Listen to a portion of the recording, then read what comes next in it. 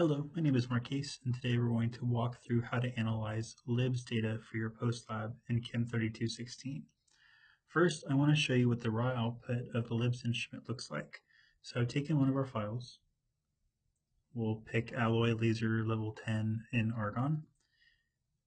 And as this opens, remember that your TA probably illustrated how you have multiple spectrometers in our spectrometer rack. And unfortunately, the output from our instrument is actually segmented across those different spectrometers. So this first section is going to go between the wavelengths of 200 and 250 nanometers, whereas the next section will start at 250 and so forth. But that's annoying because if you wanted to recreate the spectrum that you saw in lab, you would have to first take all of those sections and copy and paste them together to use Excel to create a new graph. And even then, you would have to annotate the graph by hand using the NIST lines database. Instead of doing that, which would take forever, we have created a Python walkthrough that'll do the analysis with you, and it's done in a program called Google Colab. So right now I'm on the modules page for the lab site, and I'm going to go down to LIBS. And under LIBS, I have LIBS resources. And it explains what the Google Colab Python notebook is. So you may or may not have taken a Python course so far in your career, but Google Colab is a web-hosted Python template that Google actually provides so that you can perform Python calculations remotely. So it'll come pre-installed with multiple packages, and basically we send the information to Google, who performs calculations and sends it back in real time. It's almost like using Excel online or Microsoft Word online, but for Python. That means you don't have to download anything on your own computer. It's all done on Google servers. On the other hand, since they are providing that service, if you walk away for more than 15 minutes, they will clear your data and you'll have to start over. So just make sure you save as you go. If you haven't acquired your data yet, there are a couple of files here you can use for examples. I'm going to use the ones I already have saved. And then I want to point out some errors that people will run into. The first thing is no coding software or program is going to be able to solve poor spectral quality. So if your data has no peaks above 500 counts, which is the units we use for intensity, it's just not going to work for annotation. So double check that your spectra look good before you leave lab. If you see what we call angry caterpillars, that means it's really just noise and you're really zoomed in. So make sure you have genuine peaks with at least some peaks above 5,000.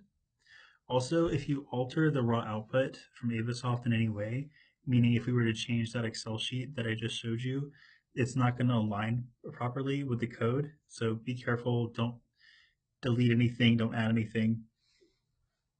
Next, I know some people are using Macs, which means Safari might be your default. Since it's a Google Colab program, it's working best on Google Chrome.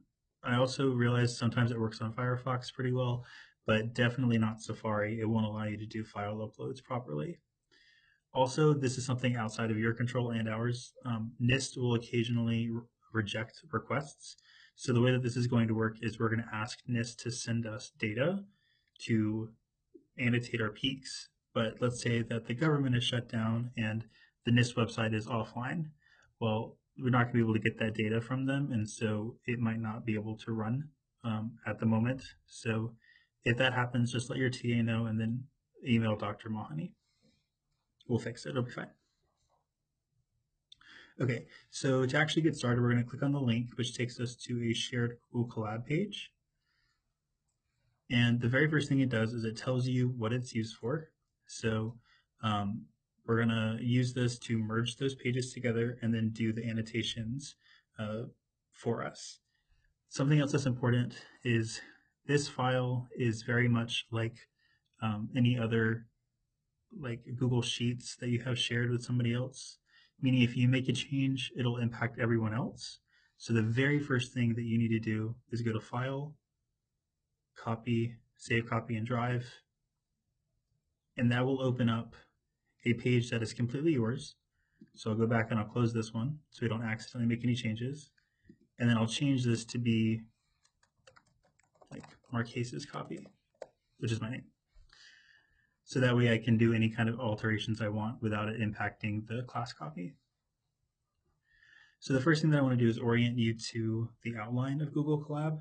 So it's going to have blocks that are just text that explain things, and then there will be coding blocks. So as I mouse over this gray area, I can see a plus sign, which means I can run this block, and then I could then move on and run the next block.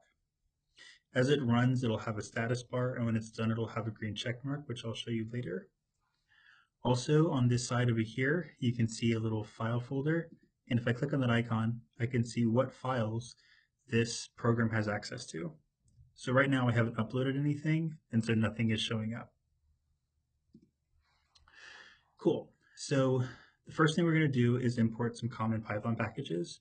If you haven't taken a Python course yet, packages are just pre-written code that we can access because somebody has uploaded it and saved it for us, and we can use it to do basically a lot of our work without having to make the code ourselves. So most of these packages are pretty common, which means Google Colab already has them downloaded. So you don't have to download them, we just have to import them from their library. So I'm going to press play, and then notice how it has the little status bar and then the green check mark, and it took about 1 second. So these are all downloaded now. On the other hand, what we're going to do is not necessarily very common. We would like to query NIST by asking it for atomic emission lines, which isn't something most people do. So Google does not have Astro Query pre-installed. We're going to actually download that into our virtual machine.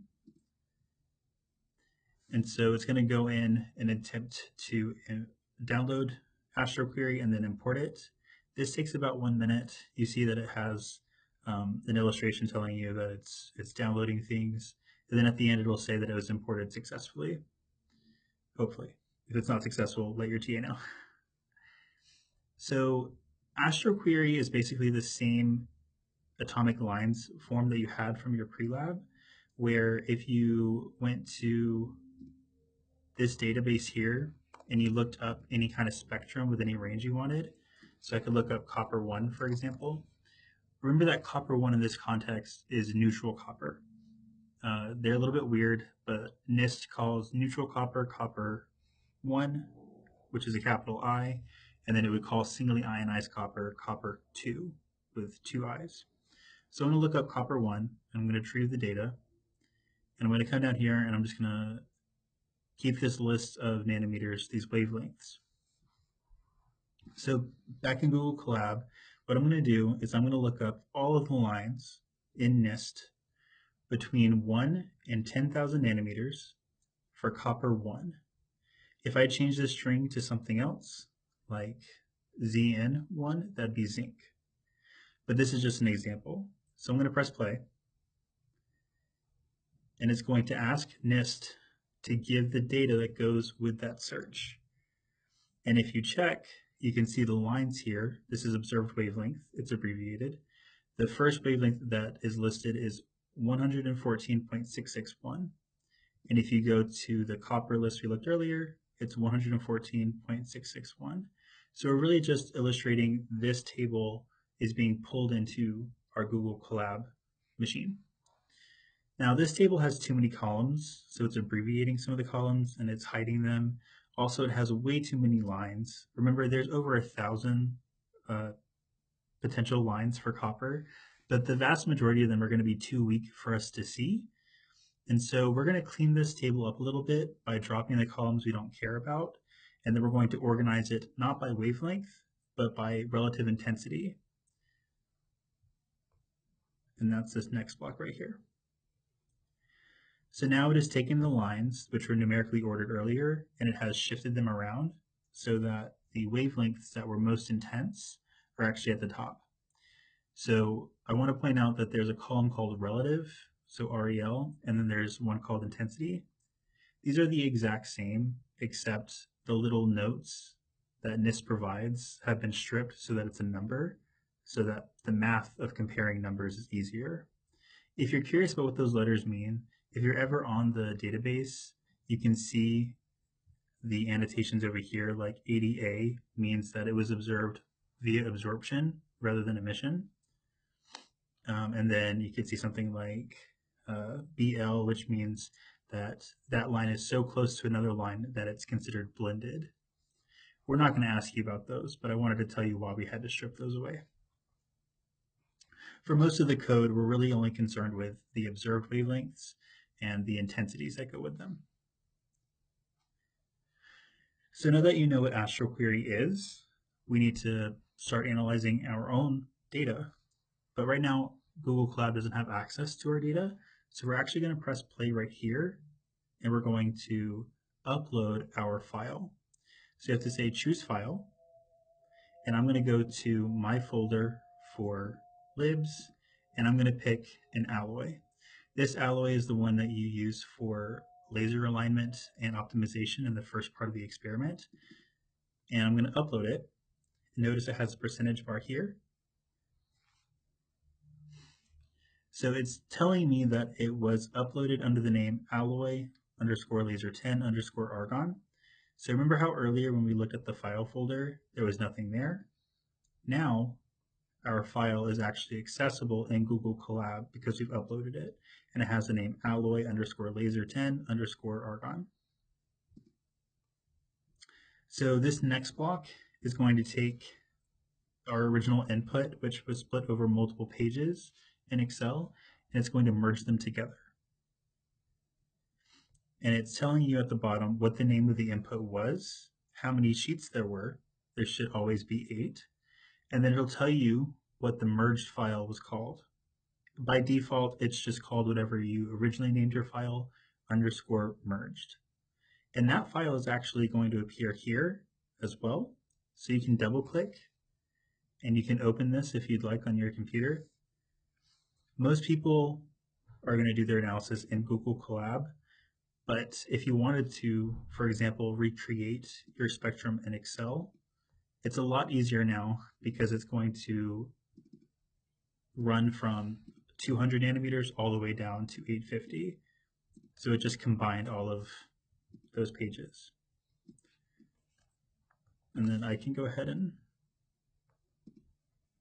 show you what making a graph here would look like.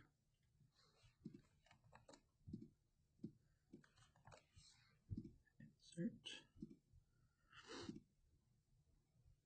And that should be your graph from your experiment.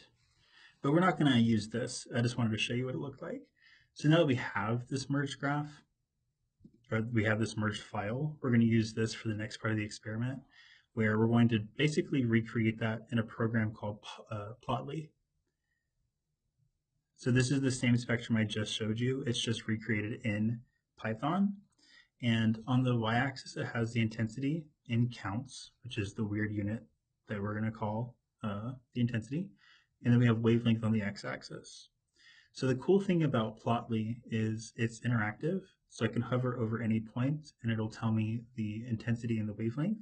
But also I can click and hold and drag and zoom so I can get closer to a peak that I'm interested in, for example. Let's say that I accidentally get too close to something and I want to go back. All I have to do is double right click and it'll bring me back.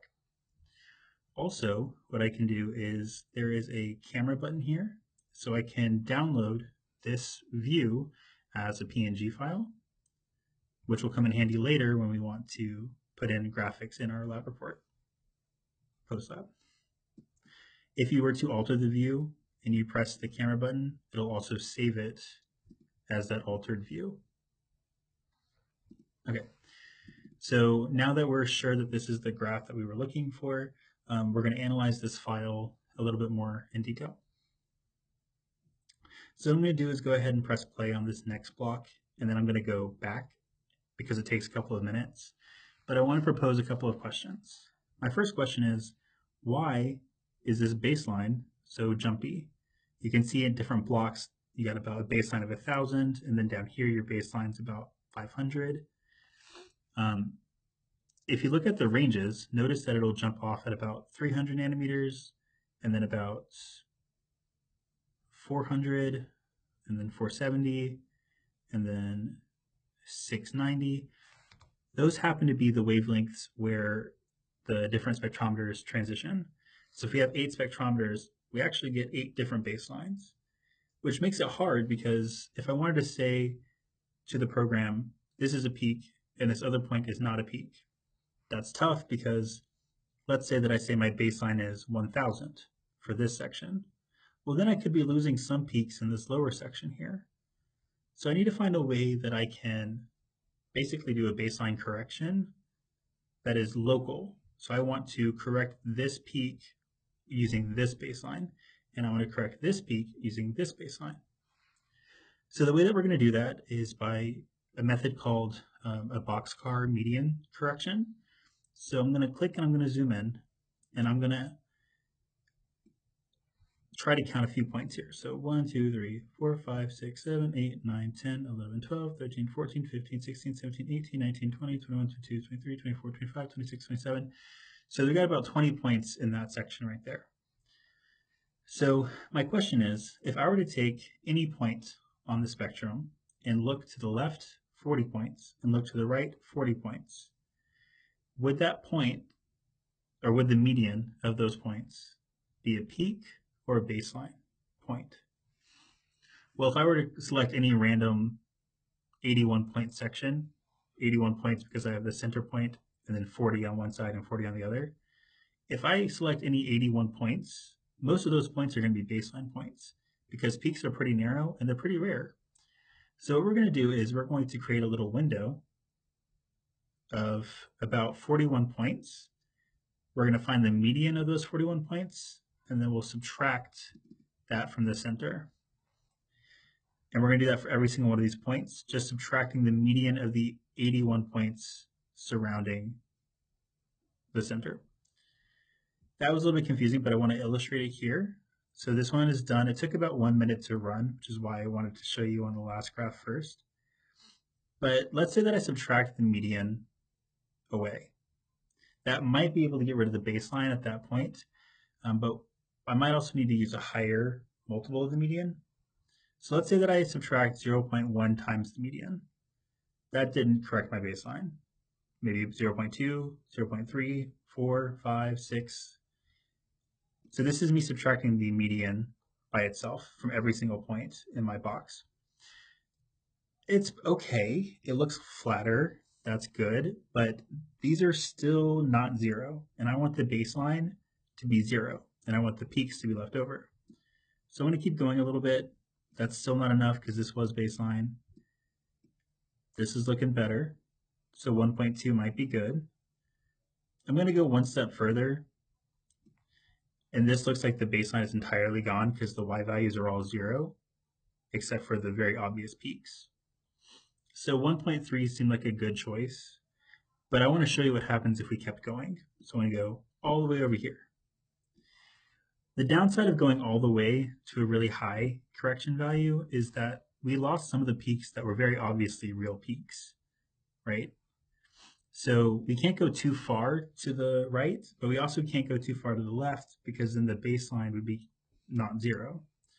So in this case, I'm going to pick about 1.3, and that's going to be a good general median correction factor for LIBS data with our instrument. And what I'm going to do in the next block is if I wanted to change the median correction factor, I would have to write the number right here.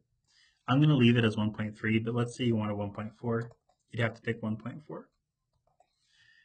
When you press play on this block, it's just going to create a graph that overlays the original data that you had with the median correction that you selected. So the blue line is the original data, and the orange line is the baseline corrected data.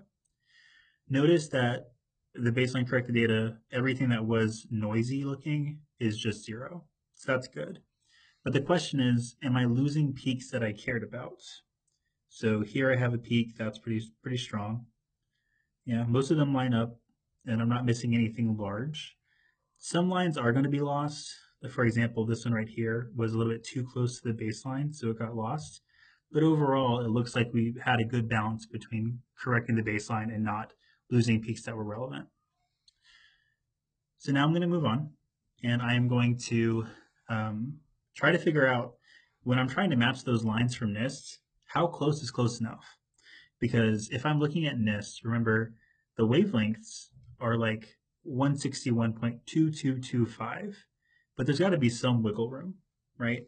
So our instrument is using a linear diode array, which means you have multiple diodes in a strip. And basically anything that hits that diode is considered the same wavelength, even if they were slightly different.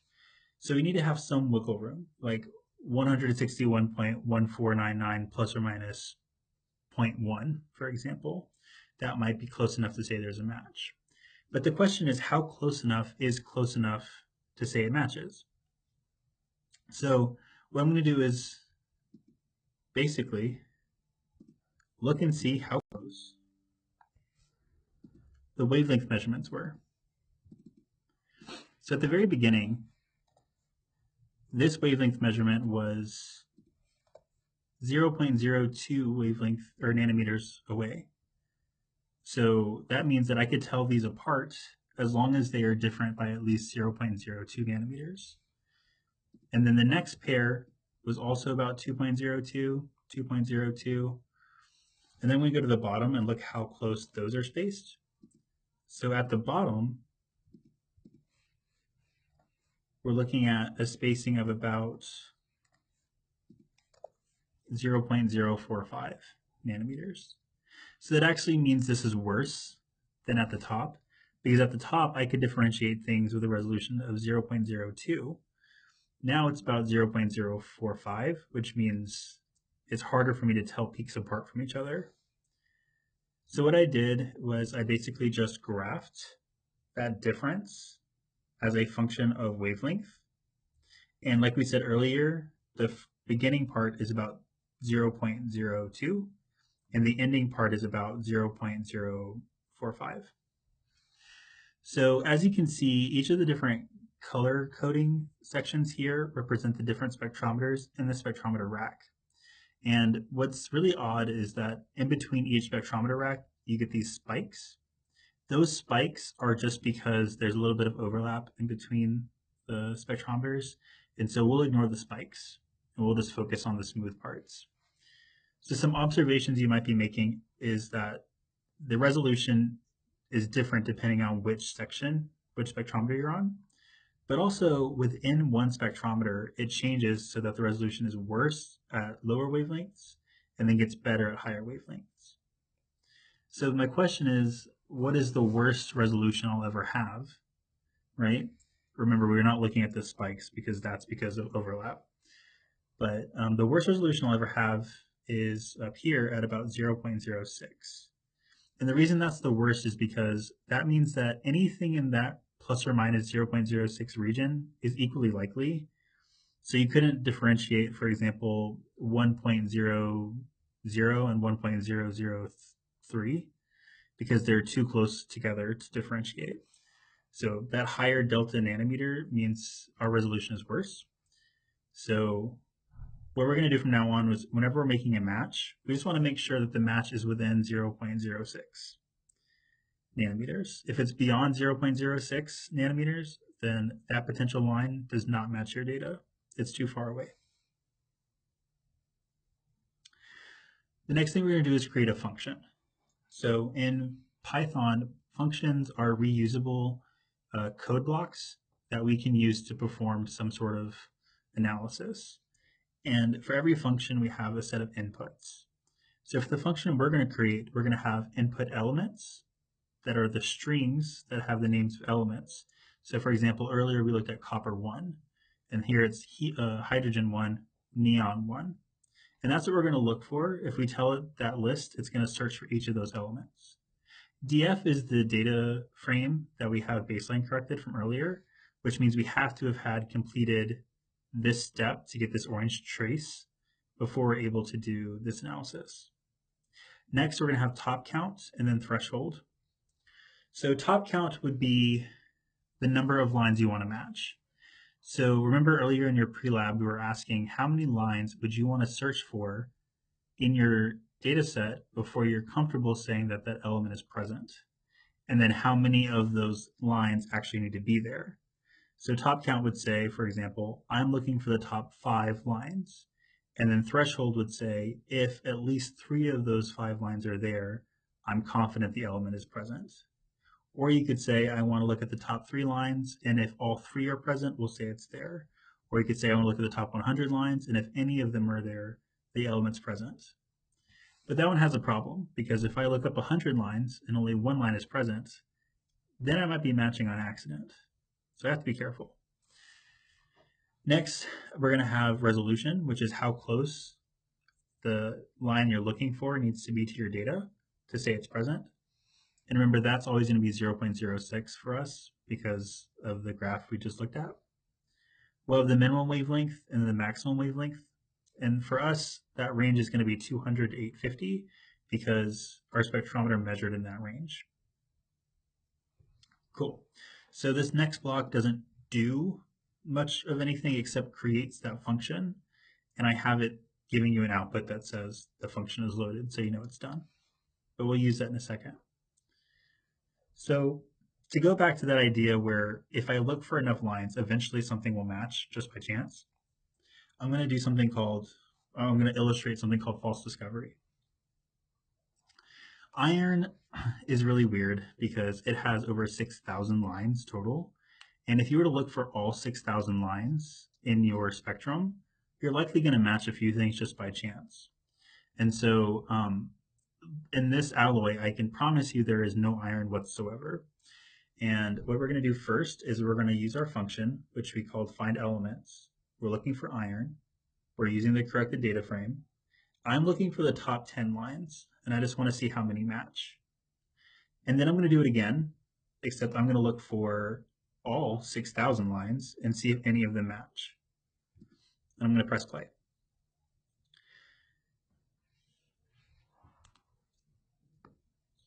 The speed of a search is dependent on how busy NIST is at the time and also your internet connection. So sometimes it's lightning fast and sometimes it's kind of slow. But here it's telling me that if I look for just the top 10 lines, none of the top 10 iron lines are present. And if none of the top 10 lines are present, then that kind of indicates iron isn't in my sample. But if I kept going and I wanted to look for all 6,278 lines, I'd find 224 matches. But those 224 matches aren't matching because iron is present.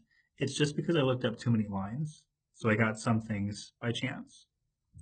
And in the output, what it's doing is it's telling me these lines that I looked for are there, and these lines are not there. So the top 10 lines, none of them were present. Whereas if I looked at the top 6,000, this is the list of 200 lines that is present. So you're not going to do this by hand anymore. This is just to illustrate that concept. The default that we're going to build in is basically if an element is present, I'm going to look up the top 3 lines and I'll be confident that it's there if all 3 lines are there. So I'm looking for the top 3 and I need them all to be there. Also, what we'll do is we'll actually just iterate through every element possible rather than guessing what could be in the alloy. So this list right here is just a typed out version of every single ion that is in NIST in the neutral form and the singly ionized form. So it'll go through all of the singly ionized, all of the neutral species first, and then after that, it'll start searching for the singly ionized. Remember, NIST calls copper 1 neutral and copper 2 is singly ionized. Very odd choice. So this block right here is just going to search through every single one of those options and see if the top 3 lines are present of those ions. I'm going to press play. And in this case, it's only going to print something if it finds a match. So it might look like it's not doing anything, but it is searching, I promise. And the first time it finds something, it'll update the block down here so you can see the results. This alloy is an alloy of copper and zinc, and it was taken in an environment with argon, and there would be some leftover oxygen and maybe some nitrogen as well from the matrix in the background. So first it's telling me that the top 3 lines of oxygen are all present, and so it said that that was probably a match. And then we'll just wait for it to finish.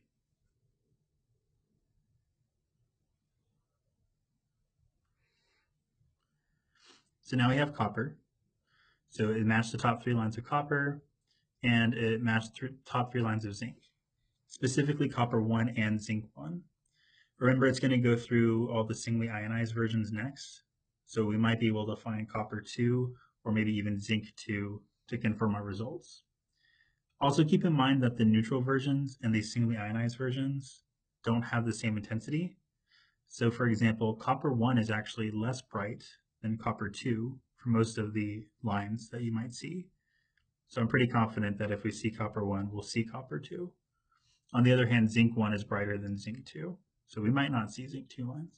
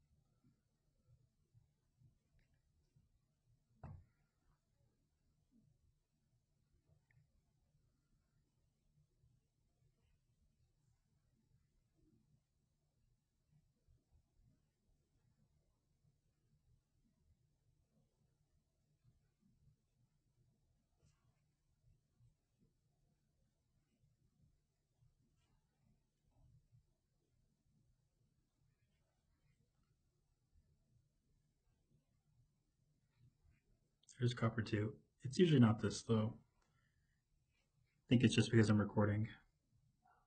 Bad luck.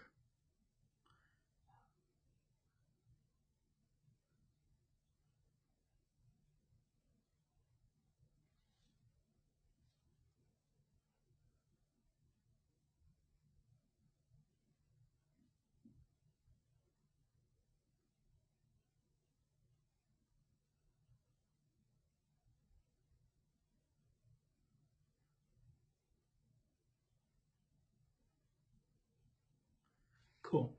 So it took about 3 minutes, and now it's done. And it's telling us that we found copper 1, copper 2, zinc 1, and then oxygen. Normally we might also see argon, but there might not have been enough lines or it might not have been intense enough. So these are the preliminary elements that are found, meaning the top 3 lines are present. But the thing is, we don't want to just label 3 lines for every element. We kind of want to add a little bit more. So what I'm going to do is I'm going to copy those preliminary elements that I had up here, and I'm going to do another search, but I'm going to look up the top 25 lines. I feel confident looking up the 25 lines for these elements because I know the top 3 lines are there. So now I can actually label more of the peaks without being afraid of looking up too many lines and accidentally matching too many things. So I'm also going to add argon just because I know this was taken in an argon environment. So you can make some editorial changes here if you need to. Like if you think copper is present, you can add copper 1. Usually you'd see copper 2 if you see copper 1. So this is going to look up the top 25 lines, and I'll change the threshold to 2 just to see if argon's present. And argon's very weak, so it's only 3 of the top 25 lines. On the other hand, we have 7 of the top 25 for oxygen, 12 of the top 25 for copper 1, 9 of the top 25 for zinc 1, and then 23 of the top 25 for copper 2. So like I said earlier, copper 2 is way brighter. So this is basically all you need to do for your analysis for NIST, but we're going to organize this in a really pretty way so you can copy and paste it into your post lab. So now that we have this, I'm going to move on and click the next block, which is going to take this data for the lines that matched, and it's actually going to make a pretty graph or a table where we say, this is the peak wavelength that we measured with our instrument, and this is the intensity that we measured with our instrument. The elemental assignment of what we think matches NIST, the wavelength that we're trying to match it to, and then the relative intensity from NIST. So notice that this wavelength 777.37 is pretty close to 777.41. It's within the 0.06 nanometer range. So we've matched all of the lines here from our data to the NIST lines over here. And we have a table for oxygen, a table for copper, a table for zinc, and a table for copper 2 and argon. But that's too many tables. So we're going to merge them together with the next block. And it's going to basically zip all of those together into one table that we could easily copy and paste if we wanted to. But also, that's too many lines for each element. So argon only has 3, which is manageable, but copper 2 has 25 lines. And if I want to put that into an Excel document or a Word document, that's a little too big.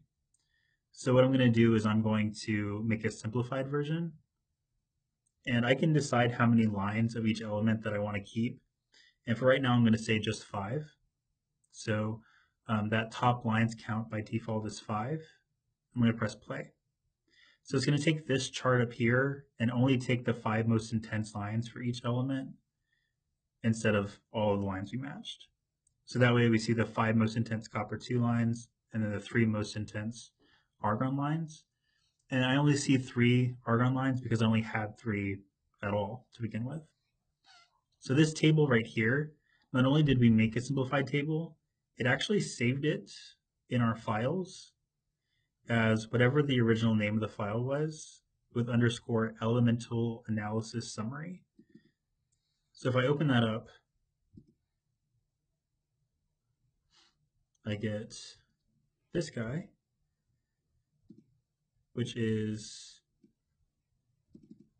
just the table that we were looking at in Google Colab. Not only can we make a simplified table that we can copy and paste into Word, we can actually make an annotated graph that labels these peaks on our data set, which is what we'll do next.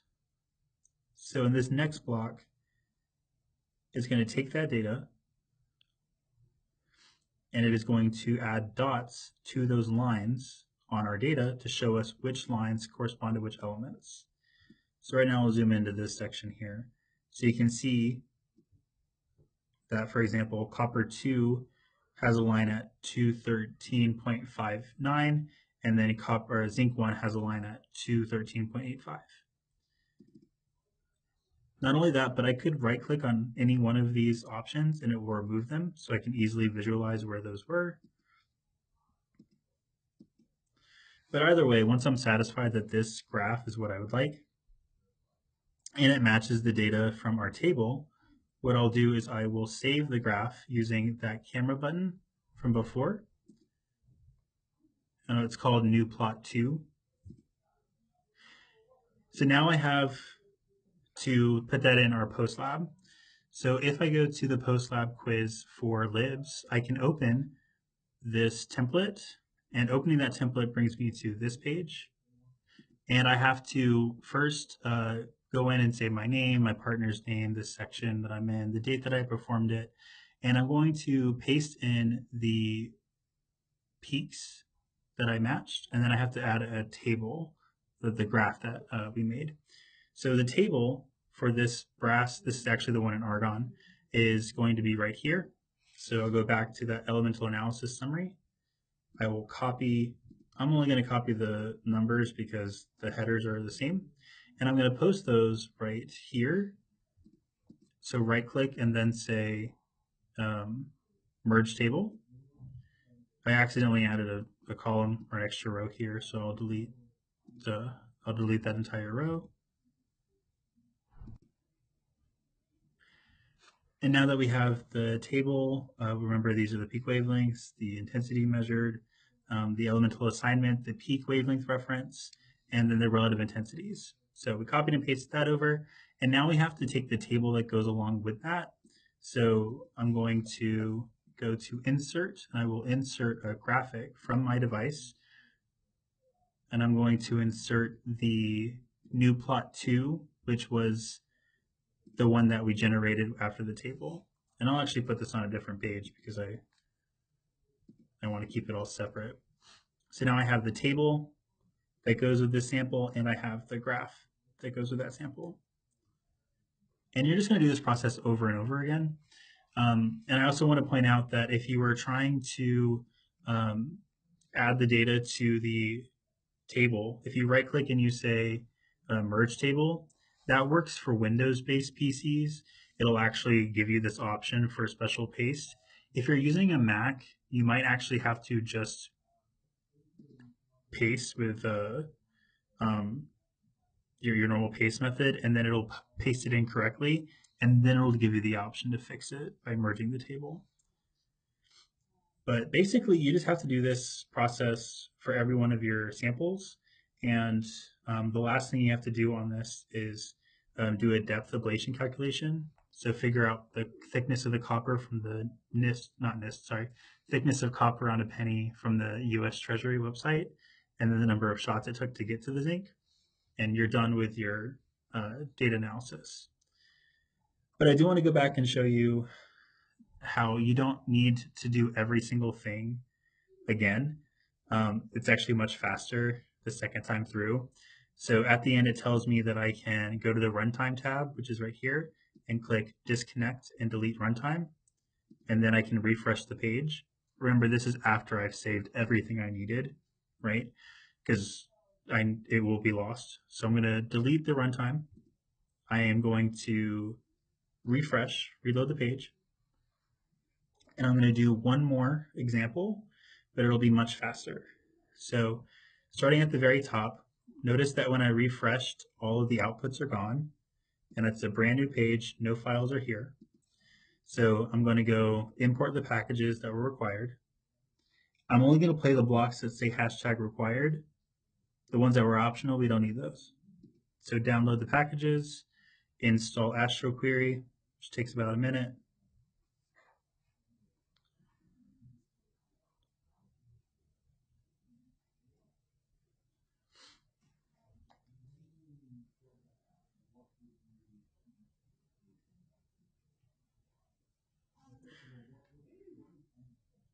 And then once that's downloaded,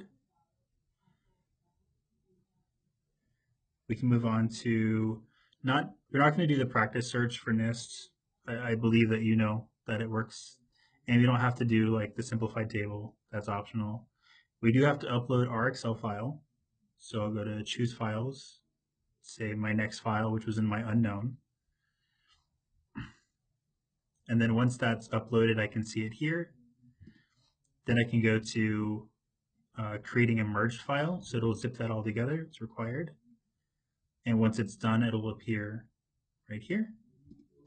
Then I'm going to plot that data.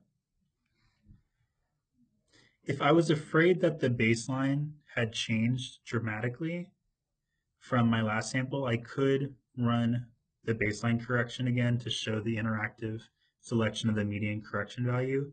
But like we said earlier, the median correction factor of 1.3 usually works. So I'm just going to click play and then see how it looks.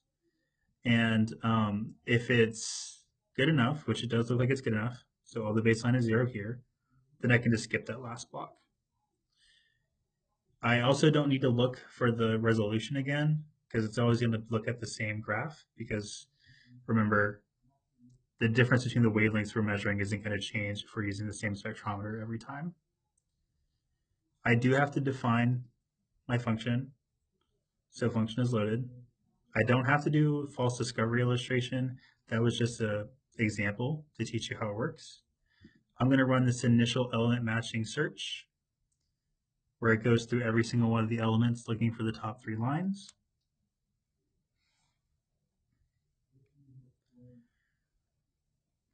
So we found some oxygen.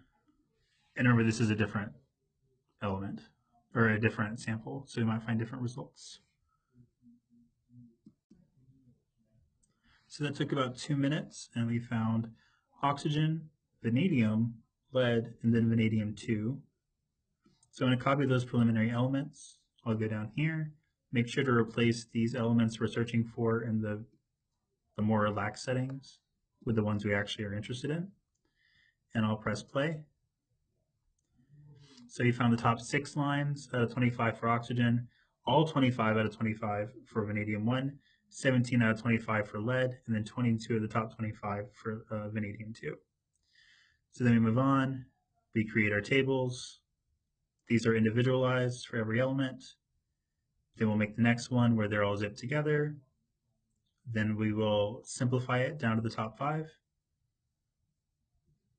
which then creates our little merged, or not merged, element analysis summary table that we can copy and paste from.